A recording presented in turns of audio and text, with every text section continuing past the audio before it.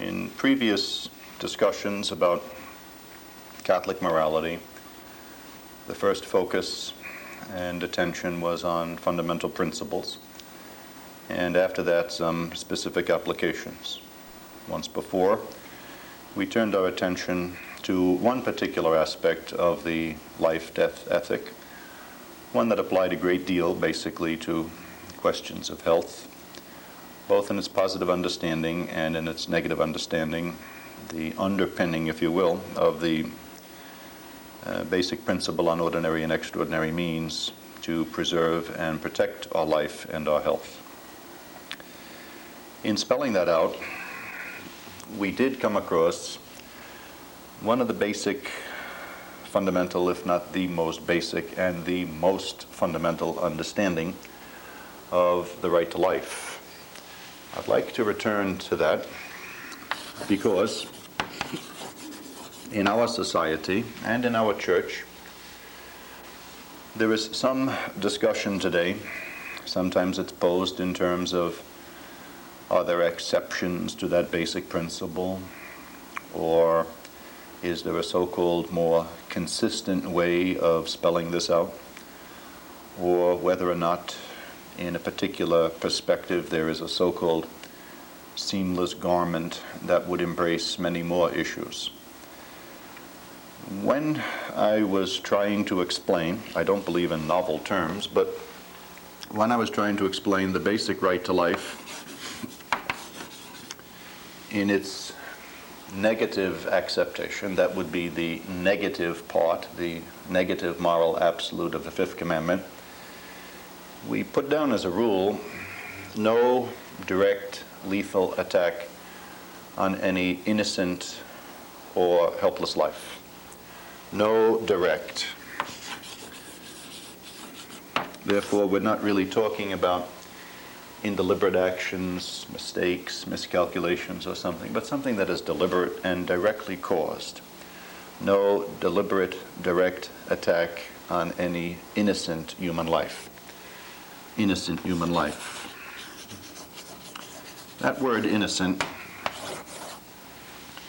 of course, doesn't mean innocent in the sense that someone hasn't grown up or doesn't understand or that they're unsophisticated. Innocent here refers to moral innocence. And this is really an objective consideration. And when we say in its quintessential essence, namely in its exceptionless form, that is, there are no exceptions to it, no direct attack on a morally innocent person. Some, and yourselves and everyone else, other questions come up. Particularly they come up under the opposite of what life is, or the taking of it, which has to do with killing. And the question would be, for some, I suppose, posed in these terms, are all killings the same? Are all killings morally wrong? Is every killing the taking of an innocent life directly? And the traditional answer of Catholic moral theology and principles that are located in Holy Scripture, that have been clarified by sacred tradition and taught in any given age by the teaching church, the answer to that is directly no, that we have to make distinctions. And our tradition has made distinctions, and a number of distinctions. Some call these exceptions. I'm not sure it's an exception. It's not an exception to the rule of directly killing an innocent. It may be an exception to a not kill without explanation. Conventionally, at least three areas of discussion and contemporary discussion come into view, and they're really connected. One would be what we call legitimate self-defense, which would be an individual consideration. The second would be capital punishment. And the third would be the so-called just war theory.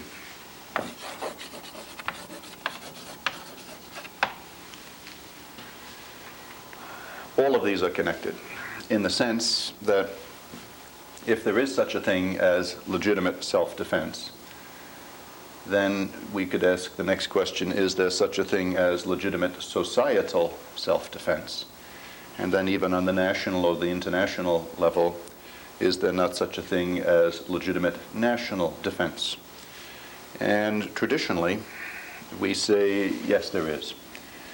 But we have to look to see that the principles are observed and certain distinctions are made. And yet in each one of those categories, we want to make sure that we never violate that fundamental exceptionalist norm of directly killing an innocent. So, if we make a few distinctions and try to fill out a little bit those individual areas. Some people would maintain an absolute pacifist position, not only where war is concerned, but perhaps with the use of any force whatsoever, especially lethal force, but any force. That, if you were to go back to the Bible, I think you could describe perhaps as a biblical prerogative, but I don't think we can call it a biblical mandate.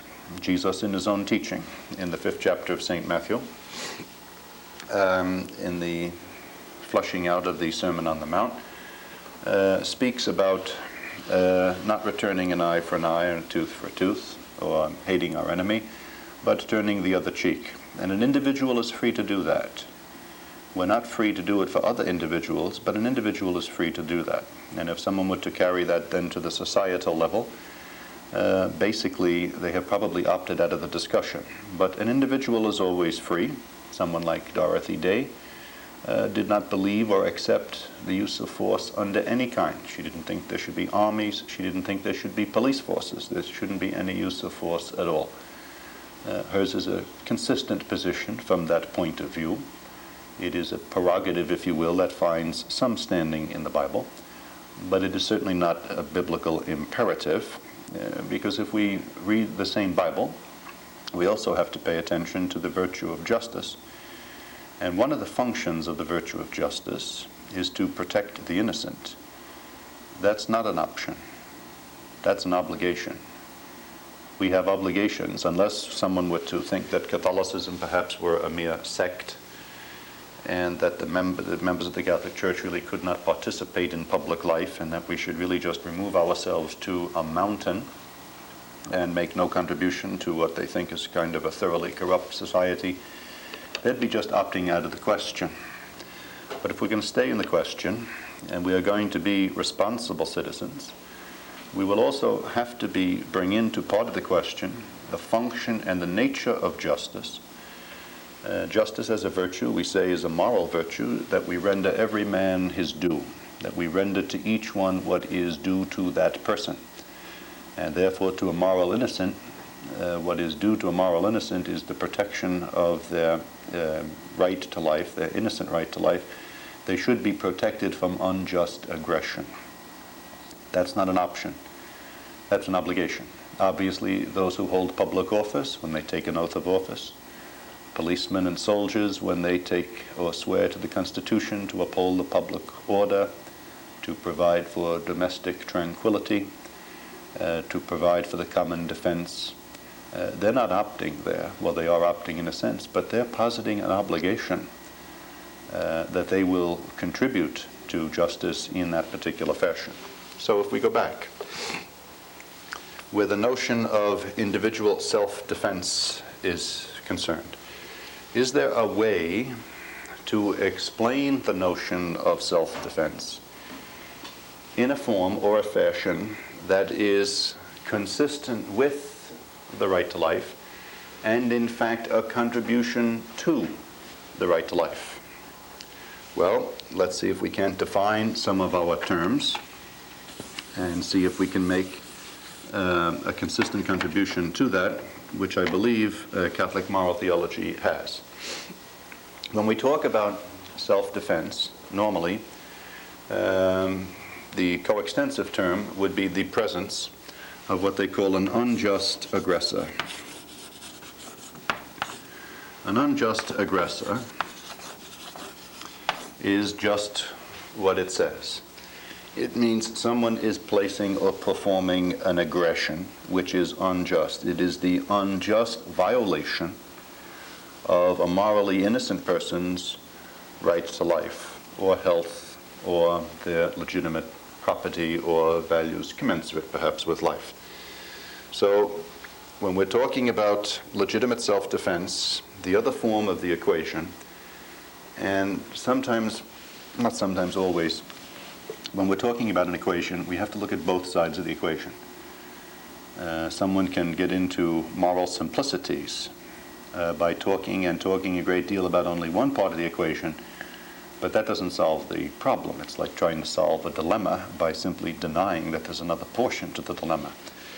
In general circumstances, if someone in the face of unjust aggression, that is, an unjust aggressor is making an unjust assault on someone's life, does that person have the right to defend himself or herself, to repel the unjust aggressor? And Catholic moral theology says, yes. Yes, there is such a thing as a responsible use of force to repel the unjust aggression. This is within limitations, namely, that one uses as much force as necessary to repel the aggression, to stop it, to make it go away, to make it stop. We have no right to exceed or go into excess in that regard. And as a matter of fact, if the unjust attack is over, and it's all over, and it's a different situation, then using force against someone would be retaliation or revenge. And we're not talking about revenge. We're talking about the right of a morally innocent person, objectively innocent person, to use force, whatever force is necessary, to repel that unjust aggression. Okay? It is particularly unhelpful in current discussions when some people speak of, they use, instead of the word force, they use the word violence. Violence, of course, by definition, is unjust force. Now, lacking a principled criterion to distinguish just from unjust force, they end up with a position that I believe ultimately is untenable. For instance, and maybe we should, very often, just like in the other end of the pro-life ethic, the first problem comes with words, either words that are ambiguous or words that are polluted, sometimes on purpose. When we say if we're against violence, everyone agrees, because everyone's against violence. Is all force violence? Well, I think the answer is no. Sometimes, for instance, a parent can use a little force, a little spanking, we'll call it, to reprimand or train a child. If it's reasonable, this is within the limits of morally acceptable behavior. If it's unreasonable, we call that child abuse. So there's really an excess which would be considered violent, but there can be proper forms or the use of power or force in that very limited area. The same thing, I believe, would be true of a policeman. If he's trying to subdue someone who is robbing a bank or beating other people over the head with a baseball bat, he uses as much force as necessary to make the aggressor cease, to bring that situation or that person under control. We say this is a reasonable use of force. However, if it is already stopped and the person is handcuffed, and then the cop starts beating him on the head, that we would have to describe as violence. The aggression is over. This is a violation of civil liberties. This is a violation of human rights. But we do need some kind of principled criterion, some fulcrum on which we weigh and distinguish reasonable force from unreasonable force. Reasonable force has its place and is a contribution to justice, whereas unreasonable force is really what we would call violence. So with legitimate self-defense, we put down certain conditions. The person is minding their business, or they're walking home, they are aggressing no one, they're doing what they're not only allowed to do, but perhaps what they should be doing. Someone posits or places an act of unjust aggression, whether it's grabbing a handbag or grabbing your wallet or taking your car or threatening your life. Does that person have the right to use force to repel that unjust aggression? Yes. Next question, would the situation ever permit the use perhaps of even lethal force? If that is the only way that the person can repel the unjust aggression, then that is a legitimate use of force as well. Well, then some will come along and say, but you are violating that person's right to life. And if the person ends up dead, you are violating thou shalt not kill. In its quintessential essence, we said, thou shalt not directly kill the innocent. We are not really violating that person's right to life. That person himself or herself is jeopardizing their own life by assaulting the other person. If they cease the assault, they're right back in the category of moral innocence, which I must respect, and which everyone else must respect.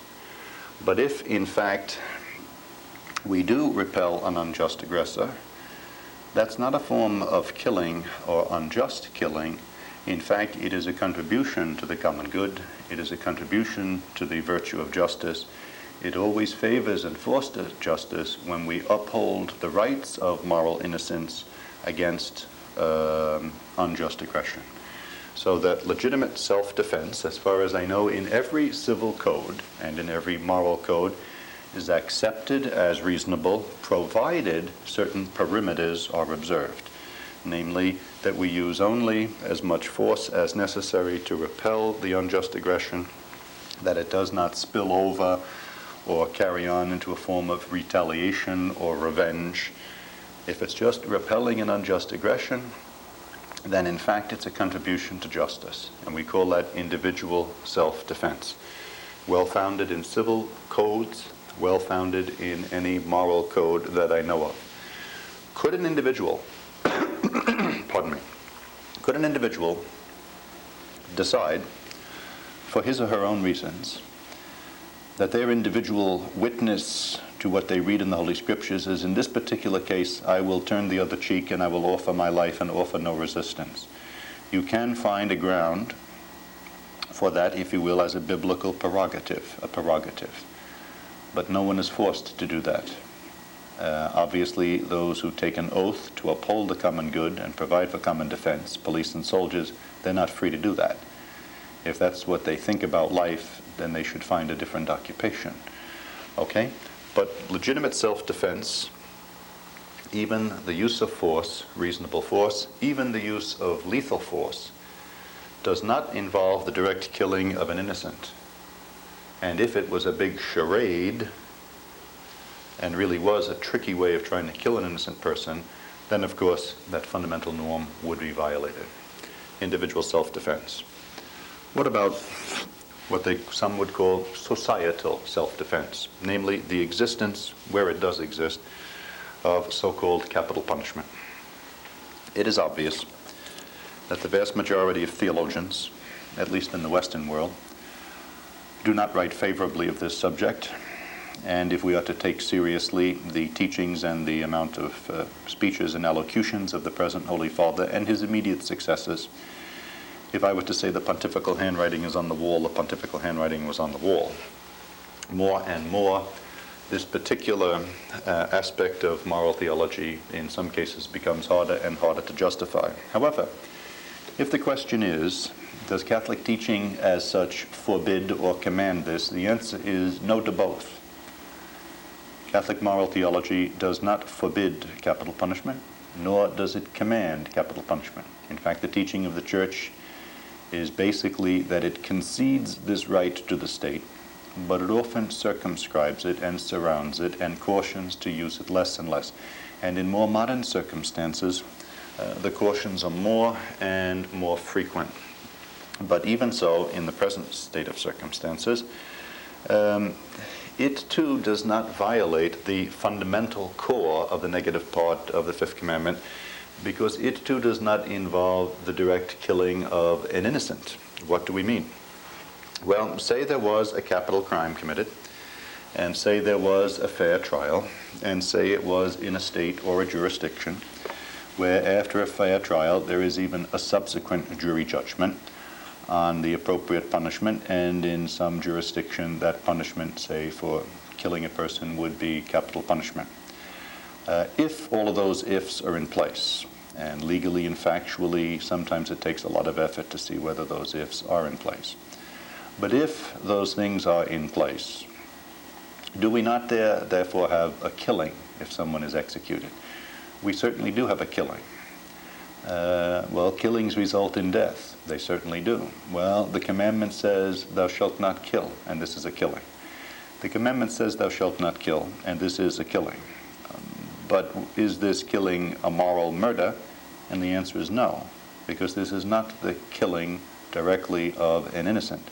If, of course, it's all a charade, and someone is being railroaded or ramrodded through some process that is stacked against him or against her, and it's only made to look like it has a species of justice, and this person is innocent, well, then that really is wrong, not because it's capital, but because, again, it would be the direct killing of an innocent person. Our own bishops, the United States bishops, in a document on capital punishment in 1980, the vast corpus of that, almost the whole document except for the second last paragraph, were reasons that the bishops put forward that they did not think that capital punishment should be reinstated in this country at this time. Although in the second last paragraph, they did say, and they admitted, that there is another tradition, long-standing in the church, which accepts that. That mention itself is worth notice, because such a mention could never be made about a direct killing. You can't say, well, we have all these reasons against it, and we have these present reasons against it, and it happens to be direct abortion, but we do recognize that there's a long tradition in the church in favor of it. There is no such tradition. There can't be. No tradition in the church fosters murder. Well, euthanasia, there are many pluses and minuses. It's very complex, and at the present time, we're against it. But we see that there's a tradition in the church that's in favor of it. Can't be. There is no tradition in the church that favors or fosters moral murder. Now it is at the present circumstances, because part of what's buried in here has to do with somebody's ethical justification or understanding of what punishment is. And traditionally, at least in Catholic circles, we say punishment should try to accomplish three things. One, looking backwards. One, looking to the present. One, looking to the future. What are these things? Well, one, looking past, what's called the retributive aspect of punishment is to restore the rights of the individual who has been abused and restore order to the common good. So some right, if it's theft, it's a property right. If it's a killing, there was a moral right. If it was poisoning the reservoirs, there's always a purpose in restoring what was wronged to what was right. Any society that makes no effort to restore the rights of the injured is a society that's not going to be around too long, because if we kind of say in public that criminals, the offender and the victim are all equal, we would be living in a very troubled society. And even the perception by some that criminals seem to have more rights than innocent persons is probably what's behind much of the debate on capital punishment. I think there are all sorts of theoretical reasons on both sides. I think fundamentally there's a practical reason, and there's a good amount of fear in the country that our legal system, the social justice system, is not working. And many times people will reach for this solution as if it'll solve everything. It won't solve everything. But that's one of the functions of punishment. And that's not retaliation. And sometimes it's made to sound very mean-spirited, but what we call a retributive aspect of justice is to retrieve the rights of the innocent and to uphold the civic, legal, and moral order. That's a legitimate concern of both individuals and of society. A second, so that's looking back. That's one of the back-functioning elements of punishment or justice. The present one, there's always a present focus on trying to restore and rehabilitate the criminal. If you will, it's called the corrective aspect of justice or of punishment. What we call rehabilitation, helping this person either get their act together or sign the social contract or become, again, a productive member of, and trusted member of society. That's another function of justice. Of punishment. So one looks back, one looks present, one looks to the future. And when we say looks to the future, that's often described as what they call the deterrent function of punishment. That it is kind of a signal and a warning to those in the future that if anybody does X, Y, and Z, this is what's going to happen to them. And it's meant to deter. Now, it's hotly debated. Now, all punishments of any kind, little ones, medium ones, big ones, capital punishments, they all should aim at these. Now, obviously, by definition, it's been seen a long time ago that capital punishment could not possibly satisfy element number 2. It is not corrective. It does not rehabilitate. The question is, do the aspects of 1 and 3 function so largely and so significantly that the second can be conceded in this instant? Well, all of them are with some problems. The retributive aspect, which often is called revenge, which is a mistake. We're not talking, revenge is a vice. But the retributive aspect of punishment or justice is very important. It's very important for society as a group to say what they'll stand for and what they won't stand for. And it's important that our society say it will not stand for unjust aggressors walking all over the face of innocent human beings. Otherwise, we unleash forces that are detrimental to our continued existence. Of course, the element of future deterrence, I suppose, is the beginning or the invitation of an endless debate. They say that it's difficult to determine, and it is. Obviously, anyone who commits a capital crime is not deterred, but I suspect we will never be able to find out those who are deterred. I've never met anybody who came up and said to me, well, I was going to do X, Y, and Z, but if I got caught and if it happened, I decided not to. Usually if they decide not to, they also decide to keep quiet. But be that as it may, 2 of them would be enough to justify its use. In our present circumstances, the bishops of our country and many others argue often and strenuously, not often on the level of theological principle.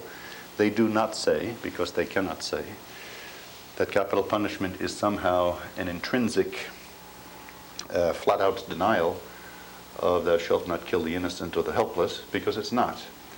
Some will say that it would be more consistent with a broader picture or a broader scope, that it is somehow connected with the killing of the innocent, that somehow or other, if you're against both of them, it's more convincing in each case. That's arguable. What is or is not good social policy for social reasons stated and explained in our society? American bishops are American citizens. They have as much right as anyone else to speak up in public for what they think is right.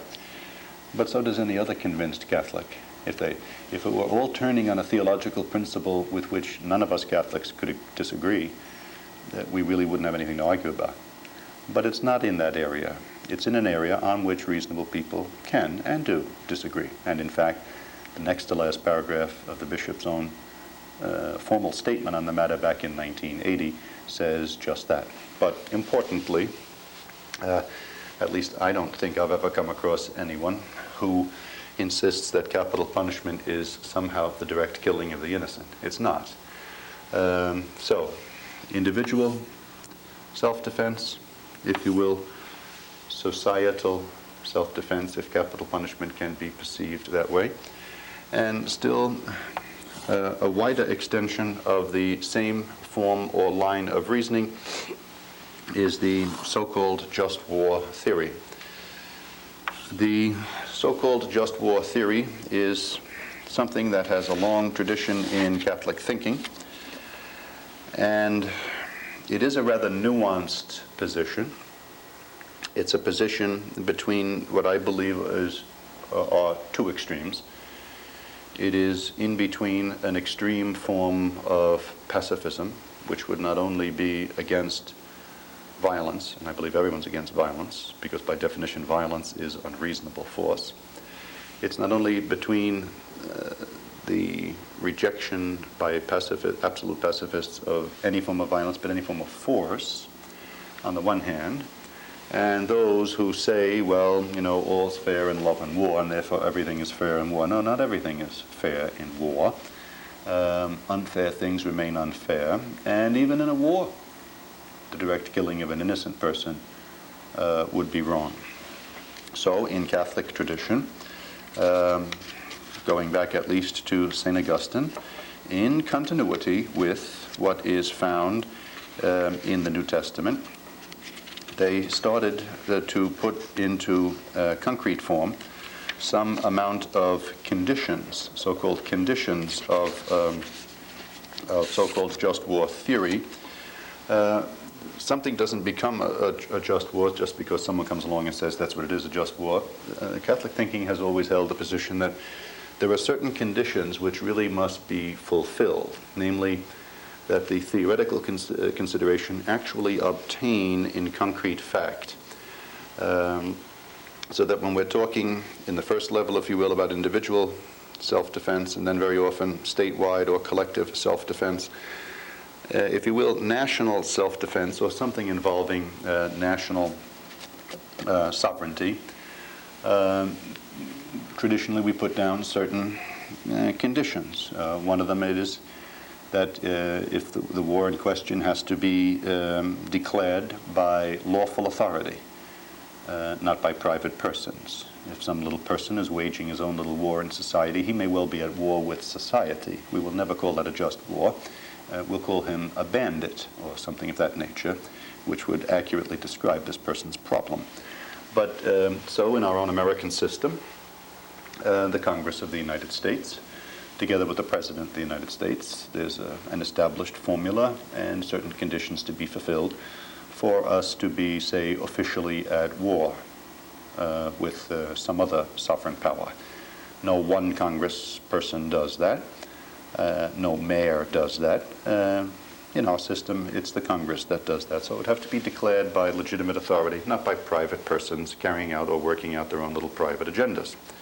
Secondly, so a public authority, and then what they call a just cause. There has to be a just reason. There has to be reasons for doing such a thing, because we know that in any war, particularly in modern circumstances, there are going to be great evils. There are going to be great property losses, probably great loss of life, surely displacement of persons, and all sorts of other human tragedies, which we don't want to tone down. They're very vivid and they're very real. Very often we make remarks in our 20th century about the so-called Dark Ages and the unenlightened, allegedly unenlightened ages that preceded us, and yet it's a point of fact that more people have been killed in this 20th century than in any previous century. In fact, in the so-called unenlightened Middle Ages, only knights fought other knights. All sorts of other people were not involved. Whereas population warfare has really come about largely in ours. But in any case, there has to be just cause, just reason for even initiating or thinking about such a horrible thing. So we have to talk in terms of a sufficient proportion. Is this type of effort with the probable, in fact, inevitable loss of life and other human tragedies, is this proportionate to some little insult? Someone was going through the Panama Canal and threw an egg at the American flag. I don't think that's classy behavior to throw eggs at our flag or any other. But that's not a reason. That's not a reason to declare war on an egg thrower. It would help probably just to put adhesive tape on that person's hand.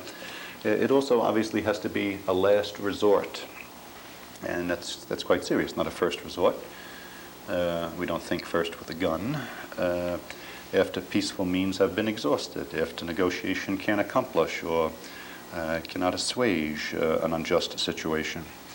And as odd as it sounds, the other component in the justice of the cause would have to be along the lines of what they call a fair hope of success.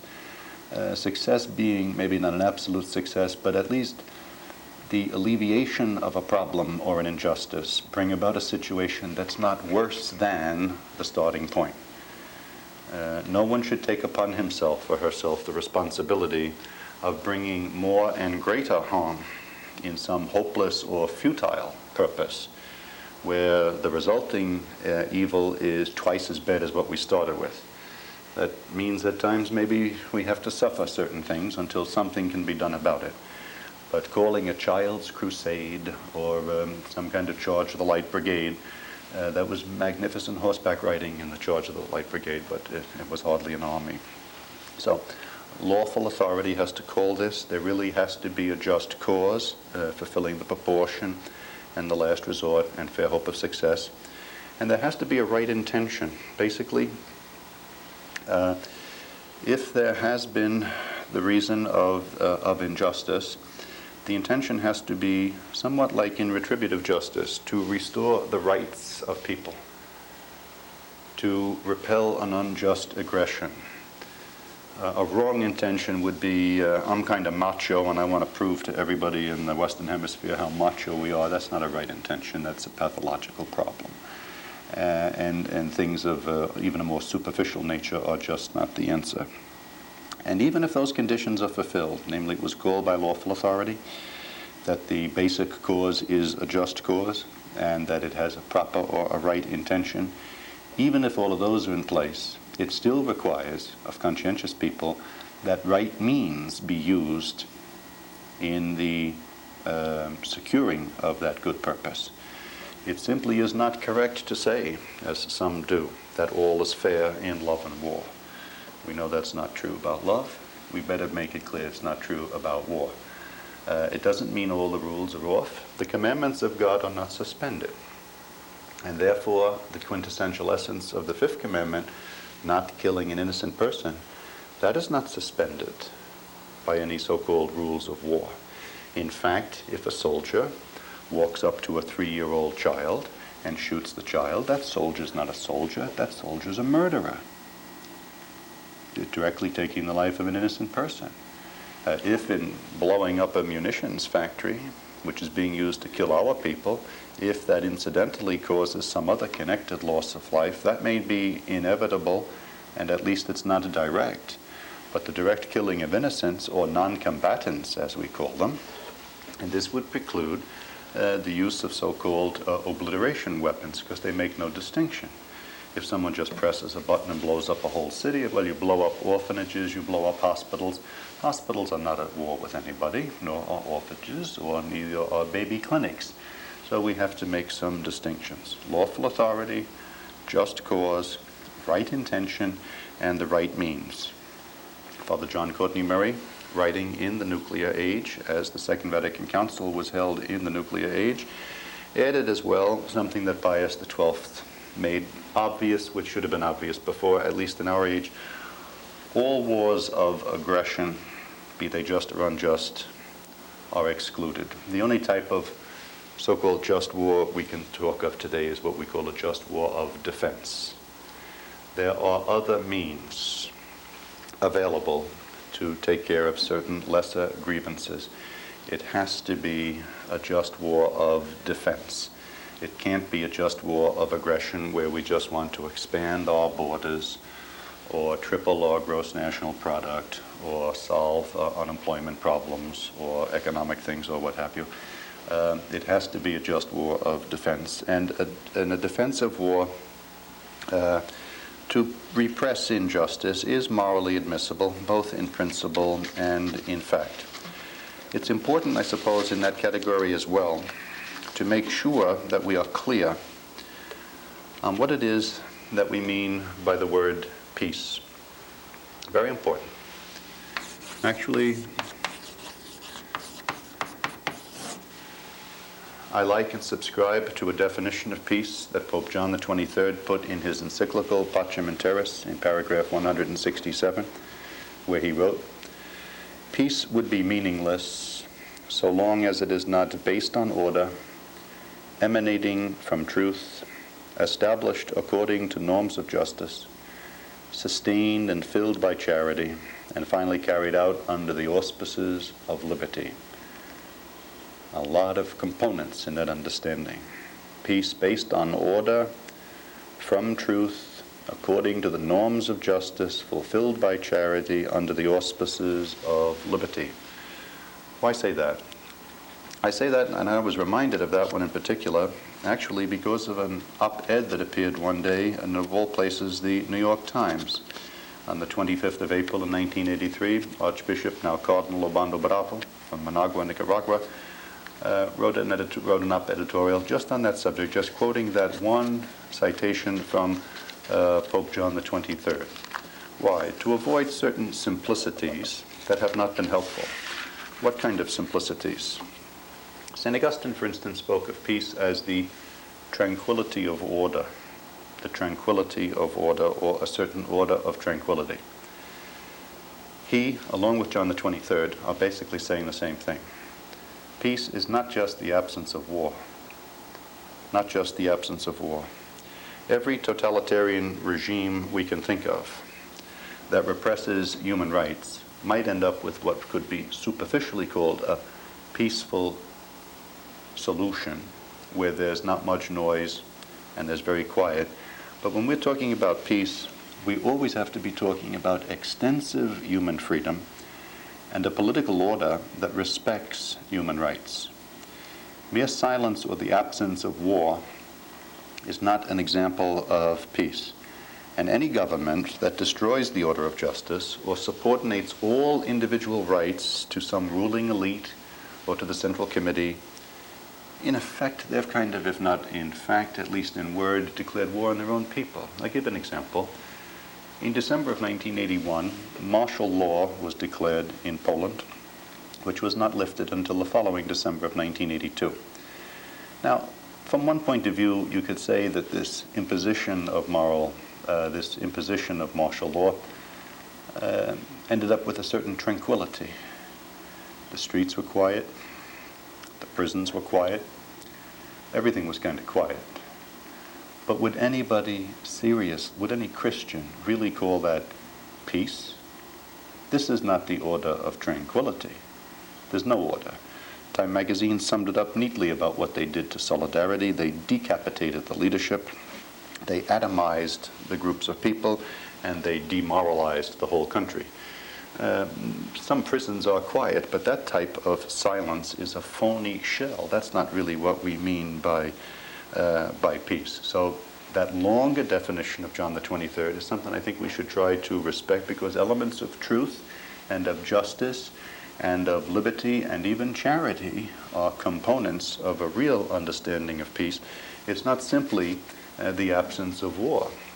And in some societies, they might, only the army has the guns and no one can say a word. Well, they're quiet societies. But do we want to call that the order of tranquility that St. Augustine defines? And we would never say that that type of quiet is based on order emanating from truth, established according to justice and fulfilled by charity. Because it's not, in fact, it's not established by justice. It's contrary to justice.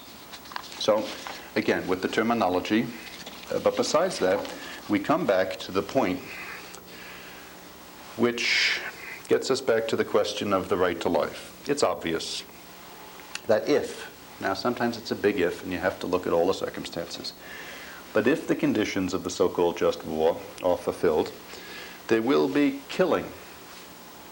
Killing in self-defense, killing in collective or national self-defense. Now, is all that killing a violation of the fifth commandment? Well, we pose it this way. Is every killing a murder? And the answer is no. All killing is not necessarily unjust. On the other hand, every killing directly of a moral innocent is unjust. And superficially, this is where I think at least a strict pacifist point of view runs into a little bit of a trouble. They lack that principled criterion to distinguish reasonable use of force, even lethal force, from unreasonable use of force. I don't think we should be willing to say that whoever kills the fewest is therefore the most just. On that basis, what would we say about the North in our own Civil War? for the first two-thirds, if not the first 7/8 of the Civil War, many more northern soldiers were killed than southern soldiers. For all practical purposes, most of the southerners were better shots than we were. Now, just because the North lost more, did that make their cause more or less unjust? Certainly, when Hitler went marching into France and started mowing right through, he went right through Belgium and some other neutral countries and went plowing right through France. If the one who caused the least deaths is the most just, well then by the simple expedient of surrendering, but we know this won't work against any totalitarian who has a big army and a small conscience. We have to come back to that question of moral innocence. Now sometimes because the outcomes of war are so terrible and so vivid, sometimes we have to go back to the first example to try and see whether we can factor this out. And I think it might be useful if we follow this one example. Some guy has a record of killing 5-year-old girls who have blonde hair and blue eyes. He's done it 5 times. He leaves a message each time, which for some reason or another the newspapers seem to write up, sometimes on page 1, but by the 4th killing it's back on page 40. By sheer luck and shrewd detective work, you find yourself at your next-door neighbor who happens to have a 5-year-old girl with blonde hair and blue eyes. And lo and behold, who is there but this maniac killer who has killed 5 others using the same knife, because he's written about it in the paper, and he's about to kill this little girl.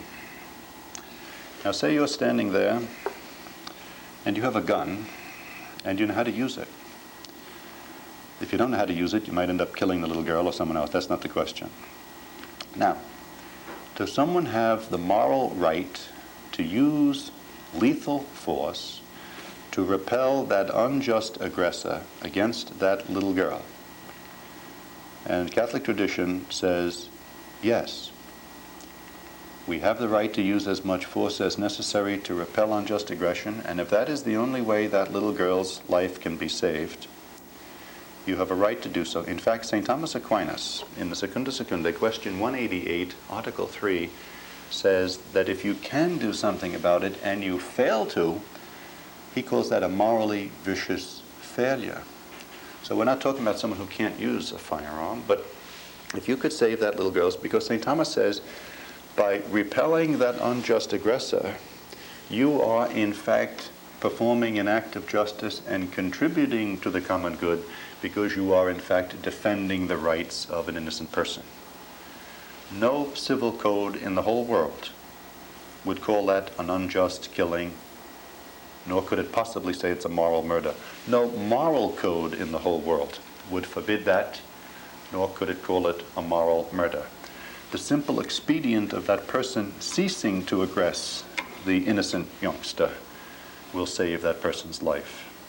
But if they refuse, then force can be used and force can be justified. If that is so on the individual basis, then the same would be so on the national basis, provided we are talking about repelling an unjust aggression.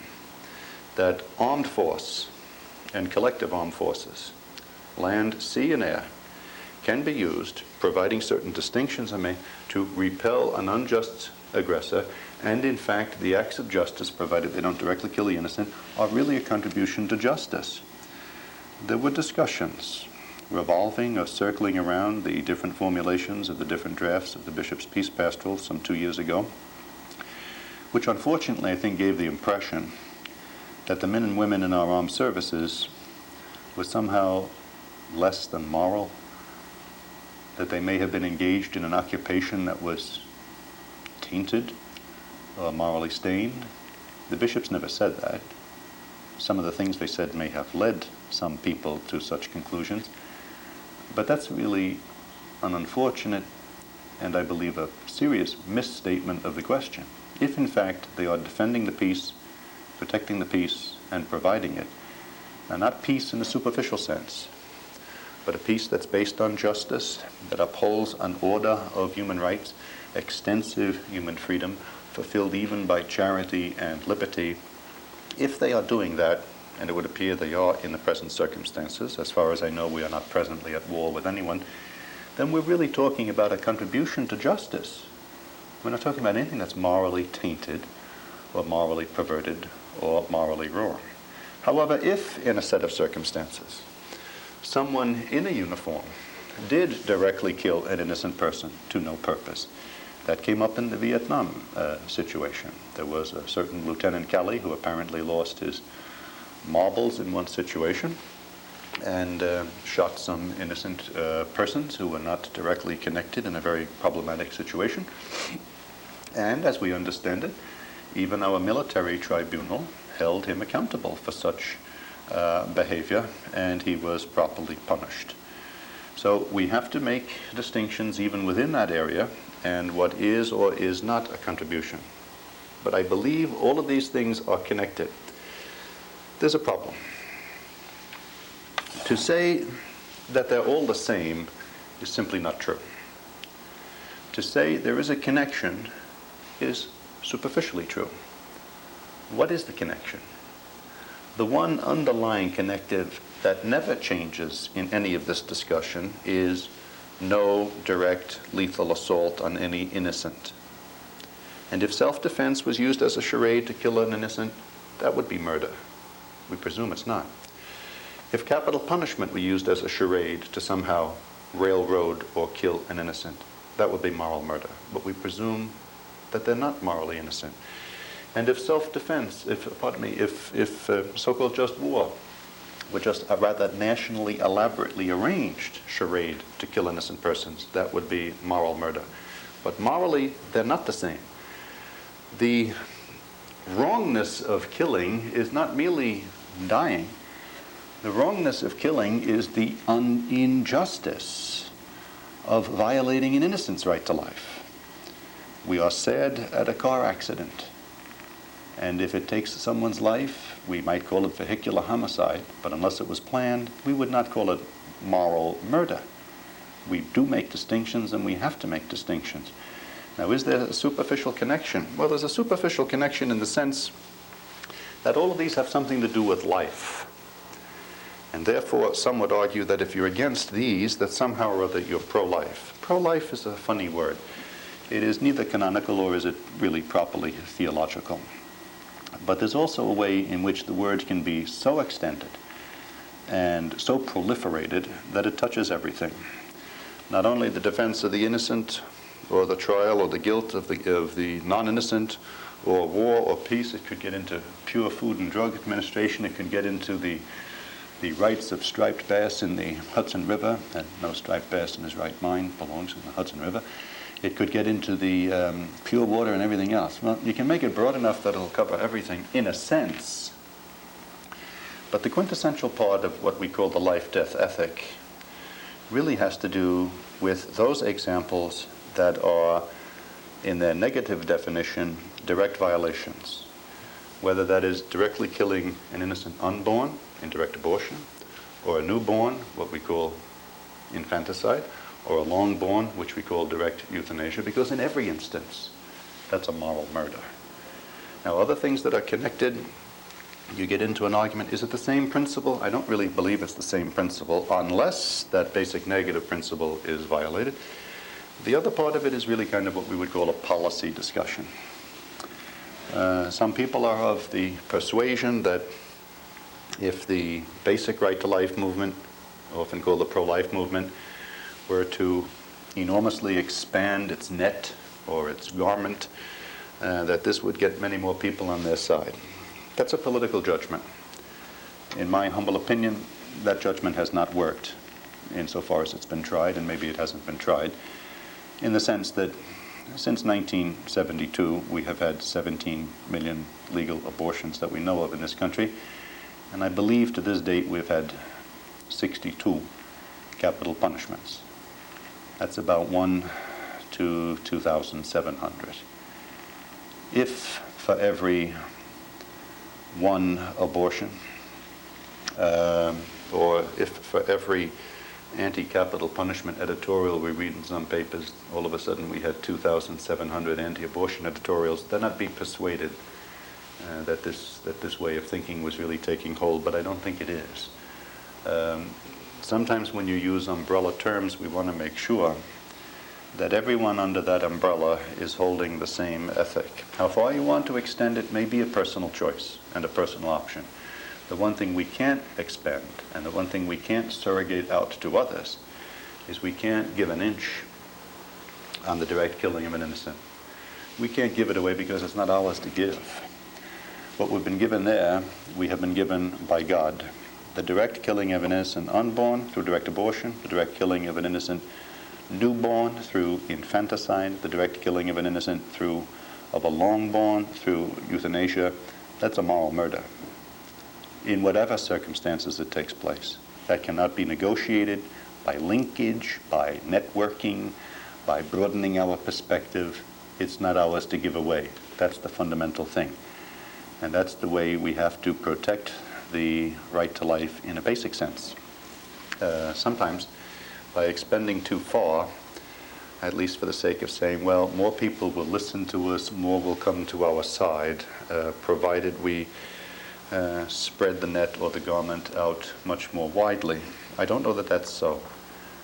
And when you get down to something like using the public treasury, the public funding of direct abortion, while postponing the discussion of the rightness or wrongness of abortion, it's somewhat like talking about, let's take care of the third or fourth story of an apartment while we're busy blowing up the lobby. It can't work. The fundamental right, and in fact, the foundational right, is the right to life. Namely, the right to life of an innocent human being to be free from unjust aggression in any form, at any time. Those of us who are fewer than 9 months old, those of us who are more than 90 years old, every single one of them should be free, morally and civilly, from any unjust assault on any innocent life. And that is without exception. Other things are connected, but be careful. Sometimes a net that is thrown too widely for debatable purposes, good reasons, maybe persuasive reasons, reasons of networking or reasons of linkaging, there may be the reasons. But sometimes when you throw a net very wide, you must realize how thin the net becomes. And if any of the expanding of the net or the garment gets so far and so wide that we really can't make a clear and principled stand on that fundamental and foundational right, we would end up having a net that catches what? Many things, perhaps. But I don't know. On the level of principle, they're not really the same. On the level of public policy or prudential public policy judgments, these are arguable things on which reasonable people can and no doubt will disagree. There is no single Catholic answer on those regards, but there is a single and singular Catholic answer in every one of these that underlines anyone, no matter how it's disguised. Self-defense is legitimate, but it can never be a cloak for killing an innocent directly, nor can capital punishment ever be a cloak for killing an innocent directly, nor can so-called just war be a cloak for killing an innocent directly, because in those cases, and in every instance, that's a moral absolute. It's a negative moral absolute. It doesn't admit of exceptions. And why do I keep saying that it's not ours to give away? It's not ours to give away because we don't give life. We might transmit it. But life, remember, is a gift we have on trust from God for a while. Then we go back to God. That's why life is sacred. Not because of our size or our age or our dependency, but because where we come from, God, and where we're going, God. And one thing that God has made his mind very clear on is under no circumstances should anyone made in his image and likeness, no single one of them, young or old, should ever be subject to an unjust assault that directly takes that innocent or helpless life, because that's a direct assault on the very image and likeness of God, and that is without exception.